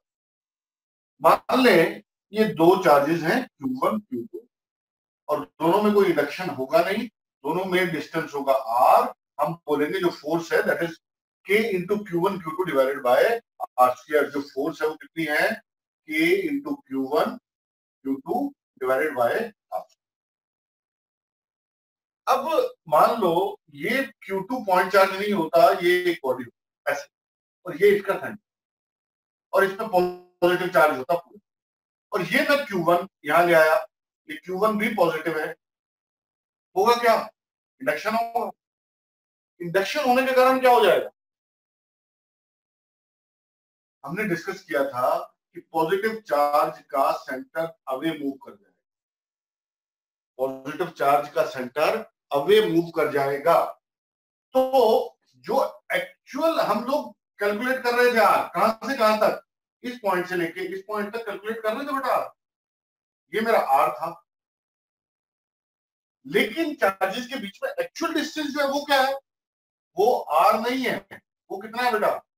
वो अब हो गया R डैश। किस वजह से? क्योंकि इस बॉडी में इंडक्शन हो गया। क्यों इंडक्शन हुआ? क्योंकि पॉइंट चार्ज नहीं है, वो पॉइंट चार्ज नहीं है तो इंडक्शन हो सकता है, पोलराइजेशन हो सकता है। तो इसका मतलब एक्चुअल जो चार्जेस के बीच में डिस्टेंस है वो अब R नहीं होके क्या है? R dash. आप कूलम लॉ से कैलकुलेट करते हैं तो कूलम लॉ आपको कितनी फोर्स बताएगा? कूलम लॉ आपको फोर्स बताएगा बेटा कि Q1 Q2 divided by R square. ये बताएगा, ये ऑलरेडी हम डिस्कस कर चुके हैं, कूलम लॉ से ये फोर्स होगी। अच्छा, एक्चुअल फोर्स कितनी होगी? एक्चुअल क्या वो इतनी होगी? नहीं बेटा, एक्चुअल फोर्स होगी वो कितनी होगी? वो होगी R डैश इसका स्क्वायर। एक्चुअल फोर्स होगी K Q1 Q2 divided by R dash का स्क्वायर, और कूलम लॉ में ये फोर्स बताएगा। तो फोर्स जो हमें बता रहा है कूलम लॉ, वो फोर्स जो है वो एक्यूरेट नहीं है। कौन सी फोर्स कम है, कौन सी ज्यादा है? तो R यहाँ पे छोटा है तो ये फोर्स ज्यादा है। तो कूलम लॉ बोलेगा कि इतनी फोर्स लगेगी, लेकिन एक्चुअल में फोर्स उससे कम लगेगी। क्यों कम लगेगी? क्योंकि इंडक्शन हो गया। बात समझ में आई? तो यहाँ पे इस केस में जो हमारी फोर्स लगी पहले वाले केस में, कूलम लॉ जो फोर्स बताएगा that will be more than the actual force. इस पॉइंट को समझना है, क्लियर? दूसरी बात समझते हैं। अभी तो पॉजिटिव नेगेटिव का एग्जांपल लिया था। मान लो ये नेगेटिव पॉजिटिव, ये होता सेंटर और ये मेरा चार्ज Q1 और जो कि नेगेटिव चार्ज। तो होता क्या? सेंटर किधर मूव हो जाता? इधर। तो मेरा R डैश जो है वो क्या हो जाता? छोटा हो जाता। R डैश क्या हो जाता बेटा? स्मॉलर। R डैश स्मॉलर होने का मतलब एक्चुअल फोर्स क्या हो जाती? R डैश अगर कम है तो डिनोमिनेटर कम है तो एक्चुअल फोर्स क्या हो जाती? ज्यादा हो जाती। एक्चुअल फोर्स क्या हो जाती बेटा? ज्यादा। तो इस पॉइंट को समझिए, जब दो चीजों के बीच में अट्रैक्शन होगा, के बीच में अट्रैक्शन होगा, तो जो फोर्स हमें कूलम लॉ बताएगा वो बताएगा कम, और एक्चुअल फोर्स इंडक्शन के कारण ज्यादा। लेकिन जब रिपल्शन होगा तो जो कूलम लॉ फोर्स बताएगा वो बताएगा ज्यादा, लेकिन रिपल्शन होगा कम। किस वजह से रिपल्शन कम होगा? इंडक्शन की वजह से। क्या पॉइंट क्लियर हुआ? अट्रैक्शन के केस में कूलम लॉ कम फोर्स बताता है, रिपल्शन के केस में कूलम लॉ ज्यादा फोर्स बताता है, अगर हमारे चार्जेस पॉइंट चार्जेस नहीं हो और उनमें इंडक्शन पॉसिबल हो तो। क्लियर? ये बात समझ में आ गई? डायग्राम अगर आप बनाना चाहें तो बना लें, उसके बाद और फर्दर क्या लिमिटेशन है इसकी वो डिस्कस करते हैं। या एक लाइन मैं लिखवा देता हूं, नोट कर लीजिए।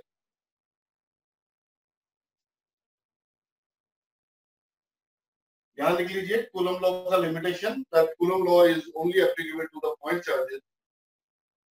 Coulomb law is applicable only to the point charges because in case of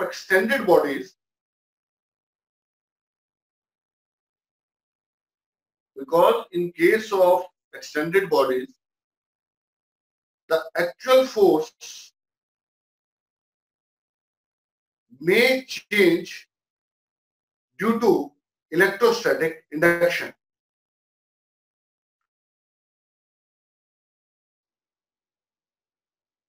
The actual force may change due to electrostatic induction.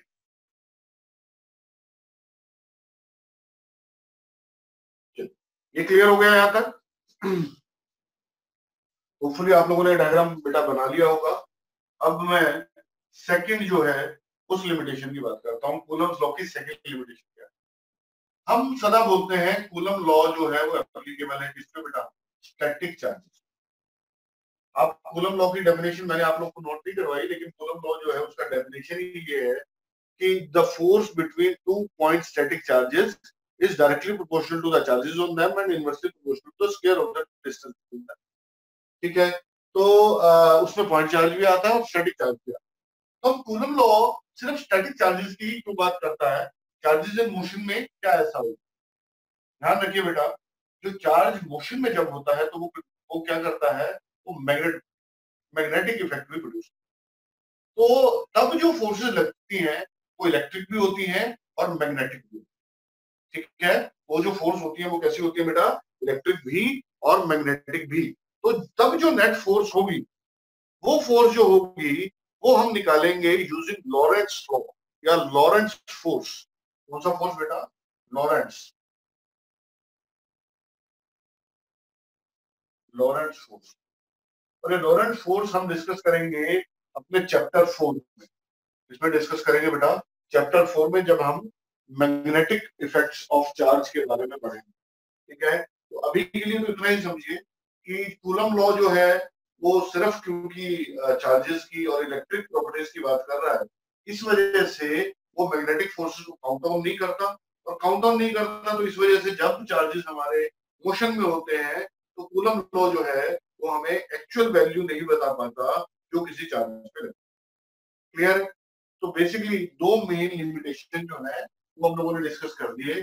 पहला कि ये सिर्फ पॉइंट चार्जेस पे एप्लीकेबल है, और दूसरा ये सिर्फ स्टैटिक चार्जेस पे। क्या पॉइंट क्लियर है या किसी का कोई डाउट है?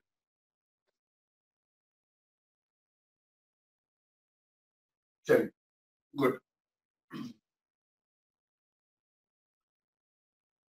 चलो एक आधा क्वेश्चन करते हैं। से हमें क्या दिया गया? एक फ्रिक्शनलेस सरफेस। क्या है बेटा? Frictionless surface. और दो चार्जेस दिए गए हैं, दो तरह से बहुत छोटे स्मॉल साइज के चार्जेस हैं, पॉइंट चार्जेस अज्यूम कर सकते हैं।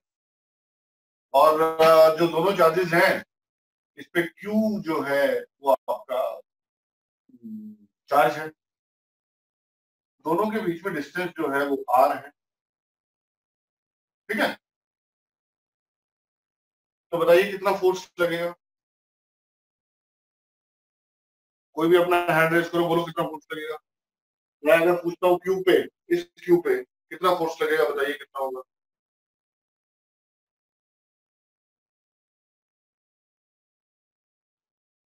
सिंपल सी बात है बेटा, कि जो फोर्स लगेगा that will be equal to electric force, that is K into Q1 into Q2, तो Q into Q square divided by R square, ये फोर्स लगेगा।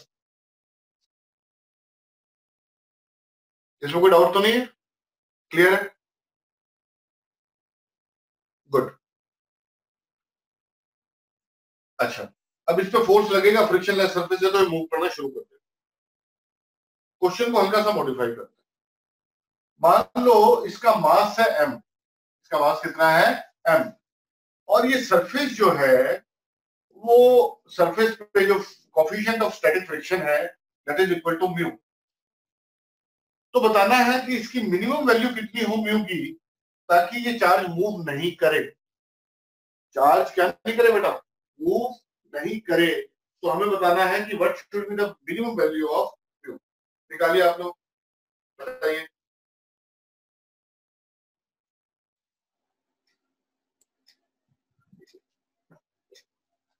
हाँ रोबिन बोलो बेटा। सर जो न्यू की वैल्यू होगी वो होगी K into Q square upon R square into M G. K दोबारा बोलो, के इंटू क्यू स्क्वायर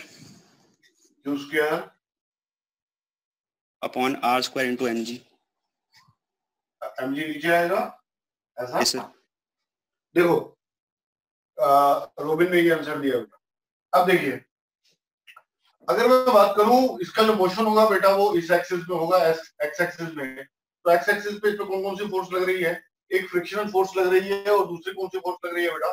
दूसरा इलेक्ट्रोस्टैटिक फोर्स लग रही है। और जब तक मेरी जो इलेक्ट्रोस्टैटिक फोर्स है वो फ्रिक्शनल फोर्स से कम होगी तब तक ये बॉडी मूव नहीं करेगी। तो यहाँ पे हमारी इलेक्ट्रोस्टैटिक फोर्स जो है that is K Q square by R square, और जो हमारा लिमिटिंग फ्रिक्शन है उसकी वैल्यू कितनी होती है बेटा? दैट इज म्यू एन, और एन यहाँ पे कितना होगा? N will be equal to M G. तो बेसिकली जो हमारा एफ एल की वैल्यू है that is equal to mu M जी।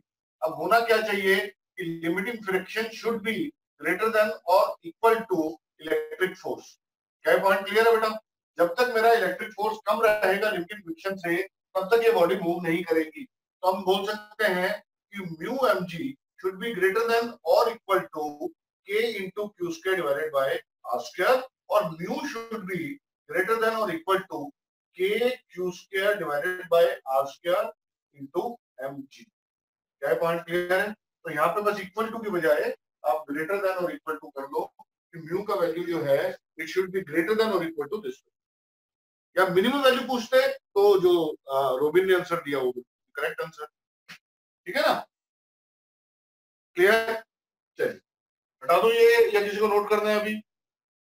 एक और छोटा सा क्वेश्चन करते हैं। लेट अस से एक हमें ट्रायंगल दिया गया और अभी के लिए मान लेते हैं इक्विलेटरल ट्रायंगल है और इसकी जो एक साइड है उसकी वैल्यू है L। ठीक है? इसके एक वर्टेक्स पे हमने चार्ज रखा हुआ है। लेट अस से एक वर्टेक्स पे चार्ज रखा हुआ है बेटा प्लस क्यू, इस दूसरे वर्टेक्स पे चार्ज रखा हुआ है माइनस क्यू, इस ये जो थर्ड वर्टेक्स है इस थर्ड वर्टेक्स पे हमने चार्ज रखा है 2q। क्लियर? और इस अरेंजमेंट में मुझे बताइए कि ये जो 2q चार्ज है इस पे नेट फोर्स कितना लगता है? क्वेश्चन समझ आ गया आपको? Plus Q minus Q 2q equilateral triangle है जिसकी एक साइड जो है उसकी वैल्यू है L। तो नेट फोर्स पूछा है मैंने, नेट फोर्स ऑन 2q ये बताइए कितना होगा? हाँ शुभम बोलो। सर आंसर है सर √3/2। रुको एक बार, आप बोल रहे हो आंसर कितना है? √3/2। 3/2 3 और 2 दोनों रूट में है सर। यस। हाँ, √3/2 इंटू हाँ सर ये वाला रूट में नहीं है, into k 2q² upon L²। क्या किसी का आंसर इससे अलग है या सेम है? अगर सेम है तो मत बताइएगा, अगर डिफरेंट है तो बताइएगा। अब बोलो sir Q by L, sir Q by L, Q by L। Q by L sir ऊपर √2 मल्टीप्लाई कर दीजिए। बस यही है Q by L। Sir Q by L into √2। ये वैल्यू है फोर्स की। Yes sir. सर नहीं सर √3/2 से हटा दीजिए, बस वही आंसर। शुभम का ये वाला आंसर है ना? Yes sir. सर ऊपर के लगा दीजिए बस, KQ।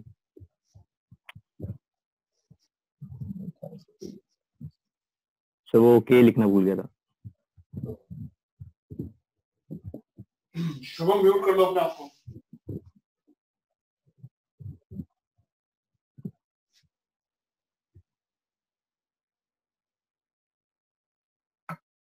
ओके, देखिए अब मैं अगर बात करूं Q और 2Q, तो ये फोर्स कौन सी डायरेक्शन में लगेगी बेटा? ये इस डायरेक्शन में फोर्स लगेगी। और ये जो फोर्स होगी इसकी वैल्यू कितनी होगी? इसको लेट्स से मैं फोर्स की वैल्यू लिख लेता हूं F1, और यहां मैं लिखता हूं F1 is equal to K into 2Q into Q। कितना हो गया? 2Q into Q is 2Q square divided by L square. दोनों के बीच में डिस्टेंस बेटा L, तो L स्क्वायर। अच्छा, अब मैं माइनस Q के कारण फोर्स की बात करूं, वो कौन सी डायरेक्शन में होगी? वो अट्रैक्टिव फोर्स होगी, वो इस डायरेक्शन में होगी। क्या पॉइंट क्लियर है? और ये फोर्स कितनी होगी बेटा? ये फोर्स होगी F2। तो F2 जो फोर्स होगी वो कितनी होगी? K into 2Q into Q, again 2Q square divided by L square. क्या पॉइंट क्लियर है? F1 और F2, F1 और F2 ये दोनों यहां से हमें दिखाई दे रहा है बेटा मैग्नीट्यूड में सेम। F1 और F2 दोनों मैग्नीट्यूड में सेम है। अच्छा, दोनों के बीच में एंगल कितना होगा? इक्विलेटरल ट्रायंगल है तो ये 60 डिग्री, ये एंगल कितना होगा? 120 डिग्री। तो दो फोर्सेस जिनका मैग्नीट्यूड सेम है, दो वेक्टर जिनका मैग्नीट्यूड सेम है, एंगल दोनों के बीच में 120 डिग्री बन रहा है, तो नेट जो रिजल्ट होता है वो भी किसके बराबर होगा? फोर्स के बराबर ही होगा। और जो नेट फोर्स लगेगी बेटा वो कौन सी डायरेक्शन में लगेगी? वो इस डायरेक्शन में। और ये फोर्स जो होगी this will be equal to magnitude of F1 और F2, क्योंकि दोनों बराबर है, किसी के बराबर भी ले सकते हो। आप चाहो तो ऐसे कर सकते हो बेटा कि F1 square plus F2 square plus 2F1 F2 cos theta का रूट जैसे निकालते थे वेक्टर सम, वैसे। अदरवाइज ये जो है ये आपको याद रहना चाहिए सिंपल सा, कि दो अगर इक्वल वेक्टर है, दोनों के बीच में 120 डिग्री फोर्स है, तो रिजल्ट भी जो है वो फोर्स के बराबर ही है। ठीक है, क्लियर? तो इसका मतलब जो रिजल्ट होगा that will be equal to K into 2Q square divided by L square, जो कि शुभम का आंसर था। तो शुभम तुम्हारा आंसर जो था वो करेक्ट। ठीक है, नोट करना चाहो तो कर लो इसे, और अगला कुछ डिस्कस करते हैं। अब देखिए एक क्वेश्चन और करते हैं। लेट अस से ये हमें कोई रूफ टॉप दिया गया, कुछ भी दिया गया, और यहां से हमने हैंग किया। किसे हैंग किया? हमने एक L लेंथ का थ्रेड लिया और उसमें क्यू चार्ज जो है वो हमने हैंग किया, और दो थ्रेड है, ये ऐसा और ये दो थ्रेड, और दोनों से हमने ये ऐसे हैंग किया हुआ है। दोनों के पास जो चार्ज है, लेट अस से इसके पास चार्ज है Q1, इसके पास है चार्ज Q2। मास दोनों का लेट से मैंने सेम ले लिया, दोनों का मास है m। ठीक है, अब ये जो लेंथ है ये L है, जो इसकी लेंथ है वो कितनी ले ली मैंने? थ्रेड की लेंथ, दोनों थ्रेड की लेंथ L है। तो मेरा क्वेश्चन ये है कि ये एंगल बनाता है θ1 और एंगल बनाता है θ2। ठीक है, θ1 और θ2 की वैल्यू हमें फाइंड आउट कर दो। ट्राई कीजिए।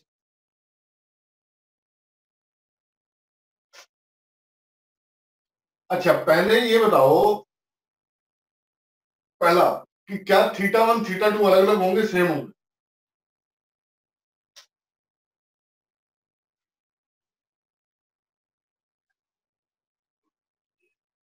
सेम होने चाहिए ना सर? होने चाहिए नहीं पूछा मैंने, मैंने पूछा है होंगे या नहीं होंगे। सर सेम होंगे। ओके, सर मेरा 30 आया θ1। 30? तो बेटा हम बता ही नहीं सकते कि वैल्यू एग्जैक्ट क्या होगी, क्योंकि Q और M वेरिएबल है हमारे यहाँ पे। मैंने कोई एग्जैक्ट हम ऐसे नहीं बता सकते 30 को। डेफिनेटली आपका आंसर तो गलत है। जो भी आंसर आएगा that will be in terms of M and Q1 Q2। चलिए मैं करता हूं बेटा, देखिए इस क्वेश्चन। ये दोनों एक दूसरे को रिपेल करेंगे, और रिपेल करेंगे तो फोर्स इस डायरेक्शन में लगेगी। तो इधर जो फोर्स लगेगा वो लगेगा इलेक्ट्रिक फोर्स Fe, और इस पे जो फोर्स लगेगा वो इधर लगेगा, इलेक्ट्रिक फोर्स F। ये दोनों फोर्सेस इक्वल होंगे न्यूटन थर्ड लॉ को फॉलो करते हुए, सीधी बात। इस पे डाउनवर्ड फोर्स लगेगा, इस पे मास इसका m है तो फोर्स लगेगा mg, और इधर भी जो डाउनवर्ड फोर्स लगेगा वो कितना लगेगा बेटा, mg। तो यहाँ पे जो फोर्स लग रहा है mg वो बराबर है दोनों में, जो इलेक्ट्रिक फोर्स लग रहा है तो वो बराबर है दोनों में। तो यहाँ से सीधी बात सिमेट्री समझ में आ जाती है, क्यों θ1 θ2 दोनों तो ये बराबर होंगे। इस बात में कोई दोहराए तो नहीं, क्योंकि जब एफ ई भी सेम है, एम जी भी सेम है, तो और ये लेंथ भी सेम है एल, तो ये θ1 और θ2 ये तो दोनों बराबर होंगे ही। दूसरी बात, θ1 θ2 दोनों बराबर हैं, तो let's say θ1 is equal to θ2 और इसका नाम मैंने दे दिया अभी के लिए थीटा। ओके, तो मेरे ये θ1 θ2 कट गए, ये तो मेरा थीटा बन गया। अब यहाँ पे अगर मैं सीधा सा अप्लाई करूं तो यहाँ पे क्या लिख सकता हूँ, टेंजेंट थीटा जो है वो किसके बराबर होगा बेटा, टेंजेंट थीटा। टेंजेंट थीटा क्या होता है बेटा, परपेंडिकुलर डिवाइडेड बाय बेस, तो that is F E divided by M G. Tangent theta कितना होगा, F E divided by M G. ये बात समझ में आ गई? ओके, तो सबसे पहले बताओ एफ ई जो इलेक्ट्रिक फोर्स है वो कितना होगा, एफ ई जो है वो कितना होगा बताइए।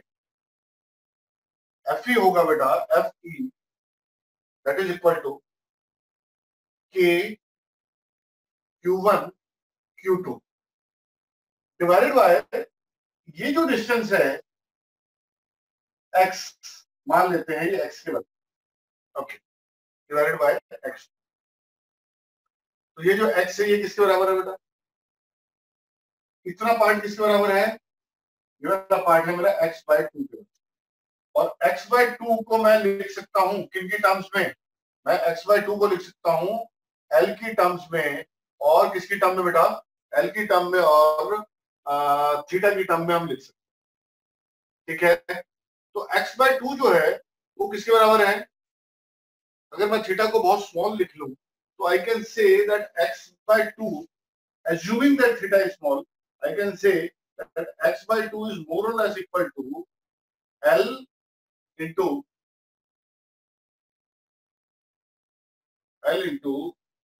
थीटा हम लिख सकते हैं। क्या ये पॉइंट क्लियर है? क्या टेंजेंट थीटा लिखना चाहो, टेंजेंट थीटा लिख लो, ऐसा कुछ मारामारी नहीं है ज्यादा, वो डिपेंड करता है क्वेश्चन में क्या बोला गया है कि छोटा जूम करना है नहीं करना। अभी के लिए चलो लेट्स से हम, वैसे तो ये साइन थीटा है लेकिन मैं अभी के लिए tan थीटा इसे जूम कर, तो जो x की वैल्यू आ गई बेटा वो कितनी आ गई, that is equal to 2l tangent theta. x की वैल्यू कितनी आ गई, 2l टेंजेंट थीटा। इसमें किसी को कोई डाउट है तो पूछिए। मैंने यहाँ पे ये हाइपोटेन्यूज को लिखा है परपेंडिकुलर की टर्म्स में, लेकिन क्योंकि मैंने अज्यूम कर लिया थीटा जो है दैट इज स्मॉल, तो मैंने साइन थीटा और टेन थीटा को इक्वल लिख लिया, इसलिए x बाय 2 इज मोर और less equal to l tangent theta, तो x is equal to 2l tangent theta. Clear है? वैल्यू अगर मैं यहाँ पुट करके टेंजेंट थीटा यहाँ निकालता हूँ तो my tan theta will be equal to k Q1 Q2 divided by mg into x square. x square कितना हो जाएगा मेरा, 4l square tan square theta. इसमें कोई डाउट नहीं होना चाहिए किसी को। तो tan स्क्वायर थीटा इधर जाके क्यूब हो जाएगा, तो जो मेरा आंसर आ जाएगा that is equal to theta is equal to tan inverse of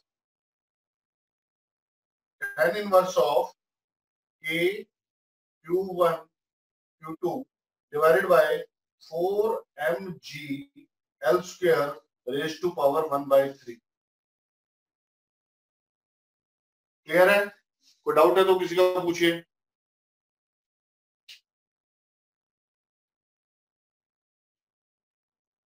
note कर लो इसे।